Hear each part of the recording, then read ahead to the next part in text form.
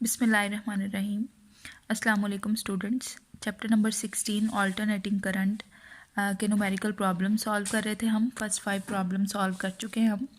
Problem number 6 पे आते हैं। प्रॉब्लम नंबर 6 की स्टेटमेंट है a 10 millihenry 20 ohm coil is connected across to 40 volt and 180 over pi hertz source, how much power does it dissipate. यहाँ पे आपको जो डाटा प्रोवाइड किया गया है उसमें है 10 मिली हेनरी का एक इंडक्टर लगा हुआ है, 20 ओहम की एक कॉइल लगी हुई है, यानी रेजिस्टेंस है आपके पास 20 ओहम, और वोल्टेज सोर्स जो है उसका वोल्टेज है 240 वोल्ट, और फ्रीक्वेंसी की वैल्यू है 180 ओवर पाई, और आपने पावर निकालनी है। यहाँ पे स्टूडेंट्स पावर निकालने के लिए आपको थीटा पता होना चाहिए, और थीटा के साथ आपको दोनों टाइप्स की यानी इंडक्टिव रिएक्टेंस भी पता होनी चाहिए और आपको सर्किट की रेजिस्टेंस भी पता होनी चाहिए। अच्छा जी, आपको इंडक्टर की इंडक्टेंस दे दी गई है, फ्रीक्वेंसी दे दी गई है, यहाँ से आप इंडक्टिव रिएक्टेंस जो है फाइंड आउट कर सकते हैं। तो XL is equal to 2 pi F L. 2 pi F की जगह 180 ओवर पाई पुट करें, इंडक्टेंस की जगह 10 मिली हेनरी आपने पुट करना है, पाई को पाई से कैंसिल कर दें। इस सारे फैक्टर को जब आप मल्टीप्लाई करेंगे तो इंडक्टिव रिएक्टेंस की वैल्यू आ गई 3.6 ओहम। नेक्स्ट स्टूडेंट्स, आपने निकालनी है इम्पीडेंस। इम्पीडेंस हम इसलिए निकाल रहे हैं कि हम करंट की वैल्यू निकाल सकें, क्योंकि वोल्टेज आपको प्रोवाइड किया गया है, करंट की वैल्यू नहीं है प्रोवाइडेड। तो करंट निकालने के लिए आप पहले इम्पीडेंस फाइंड आउट करेंगे। इम्पीडेंस के लिए आपको रेजिस्टेंस का स्क्वायर प्लस इंडक्टिव रिएक्टेंस का स्क्वायर अंडर रूट, ये फार्मूला आप पहले से काफ़ी दफ़ा इस्तेमाल कर चुके हैं, इसलिए हम यहाँ पे मैं इसको एक्सप्लेन नहीं करूँगी, डायरेक्ट यूज़ कर रही हूँ। रेजिस्टेंस की वैल्यू पुट करें, इंडक्टिव रिएक्टेंस की वैल्यू पुट करें, स्क्वायर करें, ऐड करें और अंडर रूट लें। यहाँ से आपके पास इम्पीडेंस की वैल्यू आ गई 20.32 ओहम। नेक्स्ट स्टेप जो है आपने करंट निकालनी है। करंट में ऊपर वोल्टेज रखें, वोल्टेज है जी आपका 240 वोल्ट और इम्पीडेंस की वैल्यू है 20.32 ओहम। जब आपने ये पुट किया तो आपके पास करंट की वैल्यू आ गई 11.84 एम्पेयर। चलें जी, करंट निकल आई। अब थीटा निकालना है आपने पावर के लिए। थीटा की वैल्यू आएगी tan इनवर्स, ऊपर इंडक्टिव रिएक्टेंस और नीचे रेजिस्टेंस। तो tan इनवर्स करें, इंडक्टिव रिएक्टेंस 3.6 पुट किया, रेजिस्टेंस की वैल्यू है 20, इन दोनों को डिवाइड करें, जो भी आंसर आएगा उसका tan इनवर्स लेंगे आप। तो थीटा की वैल्यू आ गई आपके पास 10.2 डिग्रीज। अब स्टूडेंट्स आप P is equal to I square ji cos theta से या P is equal to V I cos theta वाला फार्मूला जो है वो यूज़ करके पावर की वैल्यू निकाल सकते हैं। तो P is equal to I square ji cos theta हम यूज़ करेंगे। आई स्क्वायर करंट की वैल्यू पुट करें, उसका स्क्वायर करें, इम्पीडेंस की वैल्यू पुट करें, cos of 10.2 degrees, cos 10.2 degree की वैल्यू निकालें और इस सारों को मल्टीप्लाई करें तो आपके पास पावर डिसिपेशन की जो वैल्यू आएगी वो है 2778 वाट।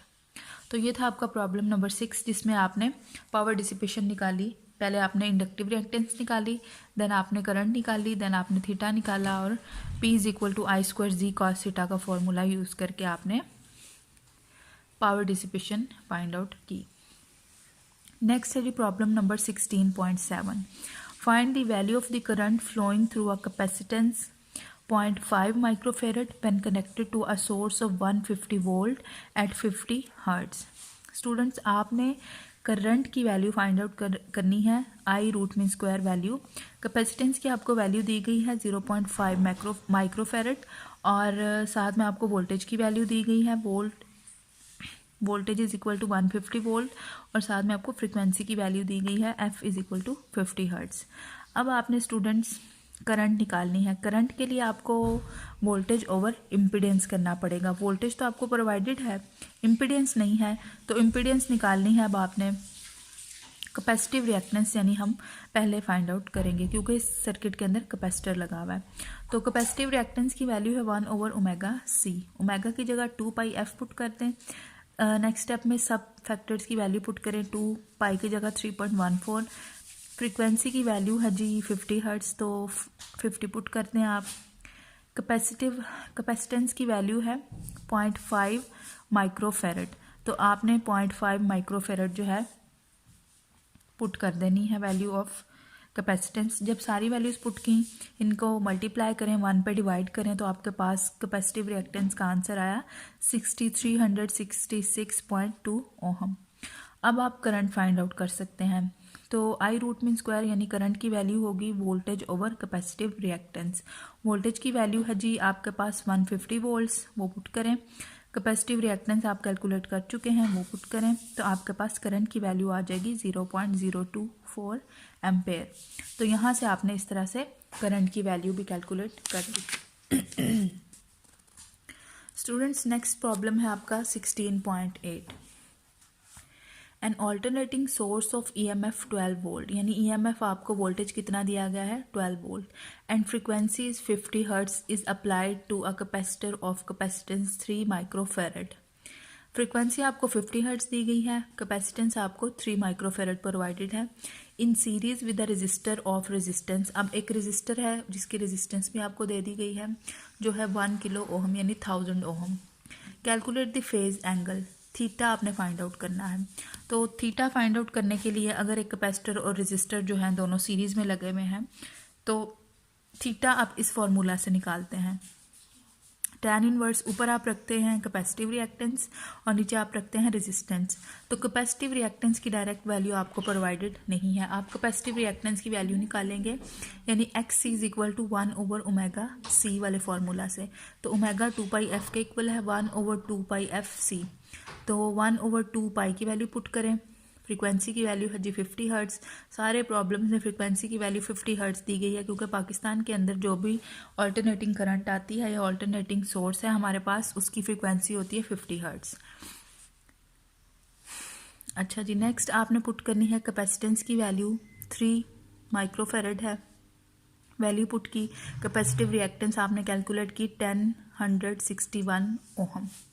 अब आप इजीली फेज एंगल निकाल सकते हैं यानी थीटा निकाल सकते हैं। थीटा होगा जी tan inverse XC over R। ऊपर XC की वैल्यू पुट करें, नीचे R की वैल्यू पुट करें, दोनों को डिवाइड करें, जो भी आंसर आएगा उसका tan इनवर्स लें तो आपके पास थीटा आ जाएगा 46.7 डिग्रीज। तो ये था प्रॉब्लम नंबर 8। प्रॉब्लम नंबर 9 जो है वो रेजोनेंस सर्किट से रिलेटेड है। What is the resonant frequency of a circuit which includes a coil of inductance 2.5 Henry. आपको इंडक्टेंस दे दी गई 2.5 हेनरी, ये गलती से हर्ट्स लिख दिया, इसको हेनरी करें, एंड कैपेसिटेंस 40 माइक्रोफेरेड। तो कैपेसिटेंस आपको 40 माइक्रोफेरेड दे दी गई, आपने रेजोनेंस फ्रीक्वेंसी निकालनी है। स्टूडेंट्स आपको रेजोनेंस फ्रीक्वेंसी का फॉर्मूला पता है, FR is equal to 1 over 2 pi under root LC। 1 over 2 pi under root L की वैल्यू भी आपको गिवन है, C की वैल्यू भी गिवन है। दोनों वैल्यूज़ को पुट करें, मल्टीप्लाई करें, इनका अंडर रूट लें, देन इनको 2 पाई से मल्टीप्लाई करें, जो भी आंसर आए उसको 1 पे डिवाइड कर दें, तो आपके पास रेजोनेंस फ्रीक्वेंसी आ जाएगी 15.9 हर्ट्ज। तो इस फ्रीक्वेंसी के ऊपर ये जो सर्किट है ये रेजोनेंस जो है फिनोमेना इस सर्किट के अंदर हो जाएगा। तो ये थे आपके चैप्टर नंबर 16 के न्यूमेरिकल प्रॉब्लम्स। प्रॉब्लम नंबर 10 जो है आपके स्मार्ट सिलेबस में इंक्लूड नहीं है। 1 से 9 तक आपके प्रॉब्लम्स जो है स्मार्ट सिलेबस में इंक्लूड हैं। सारे प्रॉब्लम्स हमने कर लिए इनको। हाँ जी स्टूडेंट्स, तो नेक्स्ट हम चैप्टर नंबर 17 स्टार्ट करेंगे। चैप्टर नंबर 17 है जी फिजिक्स ऑफ सॉलिड्स, यानी ये जो चैप्टर है सॉलिड्स की प्रॉपर्टीज से रिलेटेड होगा। स्टूडेंट आपको पता है मैटर की 3 स्टेट्स होती हैं, एक होती है लिक्विड, गैस और सॉलिड। जो गैस स्टेट है उसमें मॉलिक्यूल्स बहुत ज़्यादा एक दूसरे से डिस्टेंस पे होते हैं। लिक्विड स्टेट में मॉलिक्यूल्स क्लोज होते हैं लेकिन उनकी कोई डेफिनेट शेप नहीं होती। जबकि जो सॉलिड्स हैं, सॉलिड्स के अंदर सबसे ज़्यादा क्लोजली पैक्ड होते हैं मॉलिक्यूल्स और इनकी एक प्रॉपर शेप भी होती है। इस चैप्टर के अंदर हमने सॉलिड्स को स्टडी करना है। फर्स्ट ऑफ ऑल हम पढ़ेंगे जी सॉलिड्स की जो है प्रॉपर्टीज़। आपके स्मार्ट सिलेबस में क्लासिफिकेशन ऑफ सॉलिड्स जो है वो इंक्लूड नहीं है। हमारा जो पहला टॉपिक होगा इस चैप्टर से रिलेटेड वो होगा मैकेनिकल प्रॉपर्टीज़ ऑफ सॉलिड्स। इस टॉपिक के बाद हम करेंगे electrical properties and then magnetic properties of solids. तो इस पूरे चैप्टर में हमने सॉलिड्स को ही थॉरोली डिस्कस करना है। फर्स्ट टॉपिक है जी 17.2 मैकेनिकल प्रॉपर्टीज़ ऑफ सॉलिड्स। तो मैकेनिकल प्रॉपर्टीज़ ऑफ सॉलिड्स में स्टूडेंट्स आपने जो डिस्कस करनी है चीज़, आपने देखना है कि अगर एक सॉलिड को अंडर स्ट्रेस आप रखें तो उस सॉलिड की शेप के अंदर क्या चेंज आता है या उसकी डायमेंशन किस तरह से चेंज होती हैं। अगर आप डिफॉर्मेशन ऑफ सॉलिड्स को पढ़ें, when an external force is applied on a body it produces a change in shape, length और वॉल्यूम। यानी कि अगर आप एक बॉडी के ऊपर कोई एक्सटर्नल फोर्स, आपके पास एक बॉल है, इसको आपने हर तरफ से इसके ऊपर फोर्स अप्लाई की है, तो इस बॉल की शेप भी चेंज हो सकती है, वॉल्यूम भी चेंज हो सकता है, और इसकी लेंथ, अगर कोई आपके पास लेंथ वाइज चीज़ है तो उसकी लेंथ भी चेंज हो सकती है। This change is called deformation. ये जो इसके अंदर बॉडी के अंदर फोर्स अप्लाई करने से बॉडी की शेप चेंज हो जाना है, इस फिनोमेना को आप बोलते हैं deformation. When a soft rubber ball in hand is squeeze the shape और value of the ball changes. यहाँ लिखना था वॉल्यूम, शेप या वॉल्यूम बॉल का जो है वो चेंज हो सकता है। If we stop squeezing the ball and open our hand the ball will return to its original spherical shape. अब अगर आप जो एक्सटर्नल फोर्स इस बॉल के ऊपर अप्लाई कर रहे हैं उस फोर्स को आप हटा दें, यानी अपने हाथ को आपने पहले स्क्वीज़ किया, बॉल के ऊपर फोर्स लगाई, अब आप अपने हाथ को खोलें, बॉल से फोर्स को हटाएं, तो क्या होगा, बॉल अपनी ओरिजिनल शेप में वापस आ जाएगा। तो इस फिनोमेना जिसमें बॉडी जो है अपनी ओरिजिनल शेप में वापस आ जाए, इसको बोलते हैं इलास्टिसिटी। जब भी आप किसी चीज़ के ऊपर फोर्स अप्लाई करें और फोर्स हटाने के बाद बॉडी जो है वो अपनी ओरिजिनल शेप में वापस आ जाए, तो इसका मतलब है बॉडी के अंदर इलास्टिसिटी है। बहुत सारी चीज़ें आपके पास ऐसी होती हैं डेली लाइफ में, लाइक अ रबर। एक अगर आपके पास कोई रबर हो तो उसको आप खींचें, खींचने के बाद जब आपने अप्लाइड फोर्स हटा दी तो क्या होगा कि वो रबर अपनी ओरिजिनल शेप में वापस आ जाएगा। तो कुछ चीज़ें ऐसी होती हैं जिनके ऊपर अगर आप फोर्स अप्लाई करें एक सर्टेन लिमिट के बाद, अगर आपने फोर्स अप्लाई कर दी तो वो अपनी फोर्स हटाने के बाद भी अपनी ओरिजिनल शेप में फिर वापस नहीं आती। लाइक अ कॉपर वायर, अगर आप एक कॉपर वायर को खींचेंगे बहुत ज़्यादा तो क्या होगा, जब आप फोर्स हटा देंगे तो वो फिर अपनी ओरिजिनल शेप में वापस नहीं जाएगी। तो ये जो परमानेंट डिफॉर्मेशन पैदा हो जाती है किसी भी चीज़ में, इसको आप बोलते हैं प्लास्टिसिटी। तो दो टाइप की प्रॉपर्टीज़ होंगी, एक होगी इलास्टिसिटी यानी जब बॉडी अपनी ओरिजिनल शेप में वापस आ जाए, और दूसरी होगी प्लास्टिसिटी जब बॉडी जो है अपनी ओरिजिनल शेप में वापस ना आए। तो यही सारी चीज़ों को यहाँ पे एक्सप्लेन किया गया है। ये आपको एक शेप दिखाई गई है, इस शेप को अगर आप इस तरह से खींचते हैं तो इसकी लेंथ में चेंज आएगा। इस तरह अगर आप इसको स्क्वीज़ करते हैं तो भी इसकी डायमेंशन में चेंज आएगा।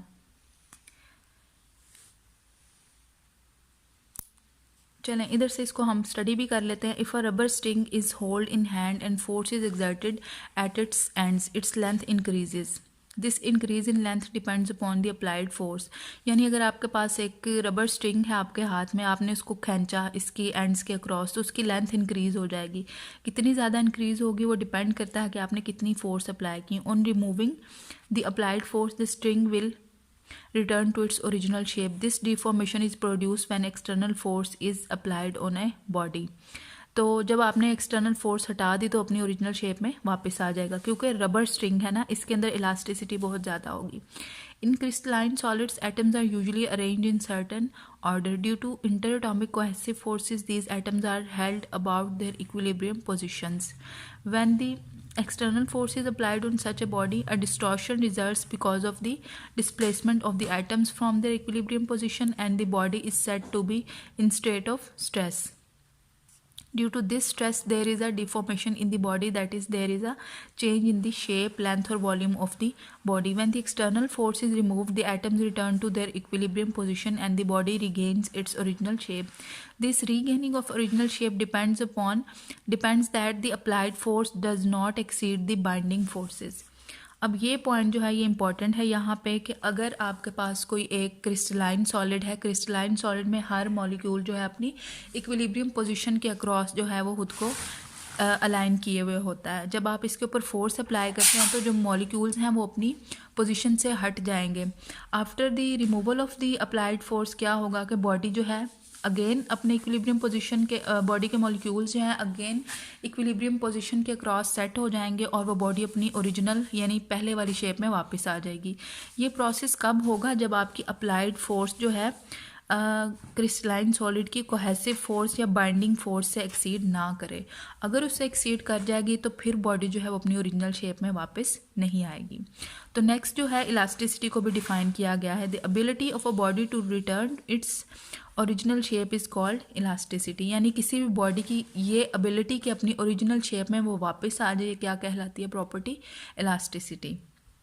ये सारी चीज़ें आपने अपनी प्रीवियस क्लासेस में पढ़ी हुई हैं।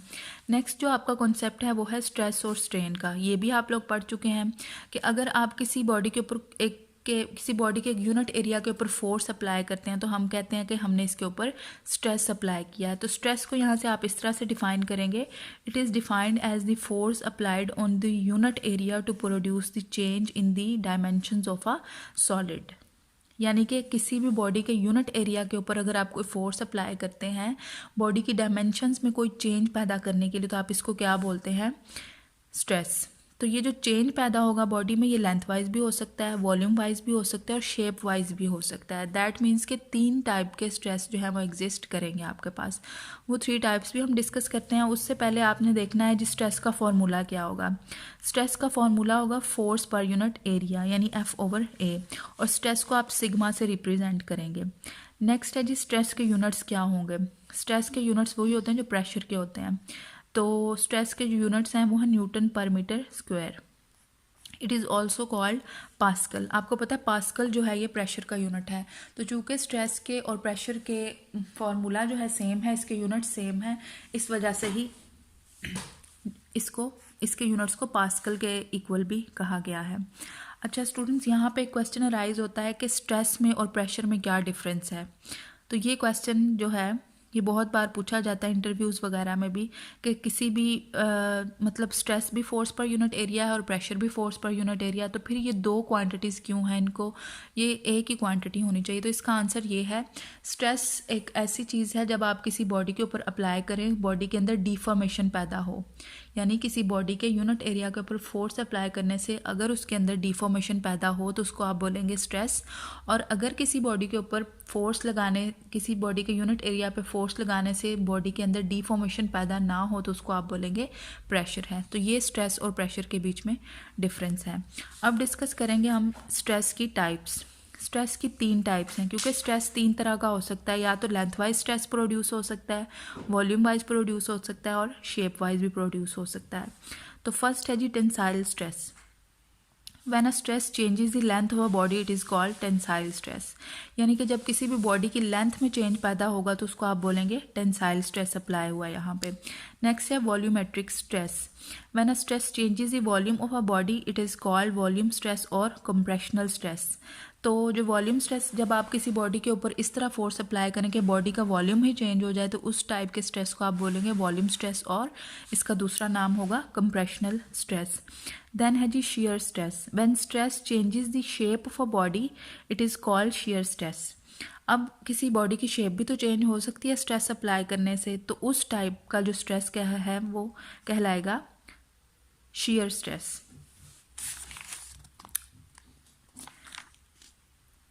नेक्स्ट हम इंशाल्लाह अपने नेक्स्ट लेक्चर में स्ट्रेन को डिस्कस करेंगे और स्ट्रेन की टाइप्स को।